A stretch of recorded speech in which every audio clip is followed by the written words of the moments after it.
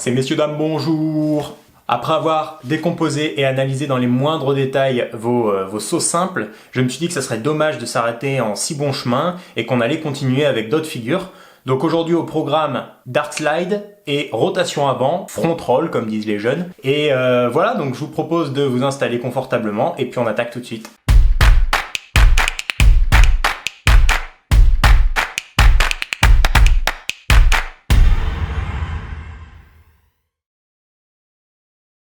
Le premier extrait vidéo, il nous vient du détenteur de la chaîne YouTube Enjoy the World. C'est une vidéo où en fait il montrait toute sa progression en Dark Slide. Il est parti quasiment de rien jusqu'à complètement poser la figure, donc c'est très bien, un grand bravo à lui.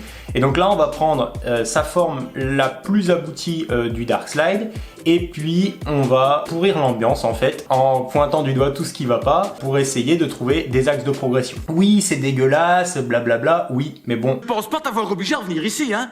Tu es quand même venu de ton propre gré. On est quand même là pour progresser, donc il faut passer par là.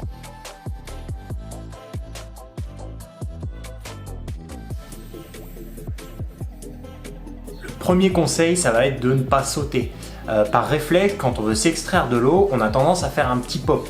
Et là, on le voit dans la position de ses jambes, mais surtout l'action qu'il a sur la barre.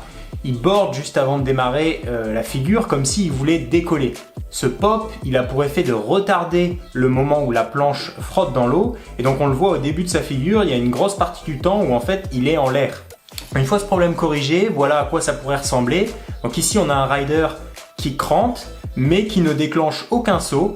Au moment où le crantage est terminé, il se laisse aller sur l'avant en gardant sa barre bien choquée. Et donc ça a pour effet de le passer de la position de crantage à la position Dark Slide quasiment instantanément et sa planche frotte dans l'eau dès le début de la manœuvre. L'action de border viendra un petit peu plus tard quand il sentira qu'il a besoin de sustentation pour pas tomber dans l'eau. Donc il y a cette phase de passage en position Dark Slide qui est un petit peu flippante parce qu'il faut vous laisser tomber dans un premier temps. Mais pas d'inquiétude, le kite est bien là pour vous porter avant que vous tombiez dans l'eau. Il faut que tu te laisses venir vers moi. Et je viendrai te chercher, t'inquiète pas. Le deuxième conseil, alors celui-là il va être super facile à mettre en place, il concerne la position de la planche pendant le déroulement de la figure. En fait, ce qui doit frotter dans l'eau durant la manœuvre, c'est bien le coin arrière de la carre frontside de votre planche. Et non pas toute la carre frontside comme on peut le voir ici.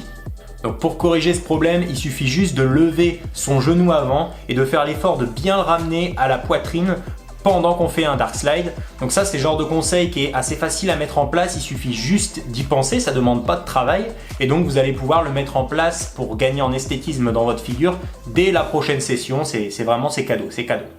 Troisième axe de progression, et puis après on va en rester là pour cette figure, ça va être de venir border progressivement pendant votre Dark Slide. On l'a dit, c'était même notre premier point, la figure va se démarrer choquée à fond. Par contre, il va être important de venir border progressivement au fur et à mesure pour venir trouver la sustentation. De sorte à ce que quand la figure se termine, vous devez être bordé complètement à fond, puisque c'est là que vous allez envoyer votre loop de réception. Là, si on regarde notre rider, il reste avec la barre choquée pendant tout le déroulement de sa manœuvre. Alors là, ça fonctionne parce qu'il est très actif sur sa direction, mais, il y a un mais, doser le bordé choqué pendant le Dark Slide, c'est ça qui va vous permettre d'avoir des glissades qui sont beaucoup plus longues, plus maîtrisées, plus en douceur et un loop de réception qui est sécurisant et qui est bien sain. On passe à la deuxième figure, un front roll tail grab de Rémi qui essaye d'en découdre avec cette figure lors d'un stage de perfectionnement au Brésil.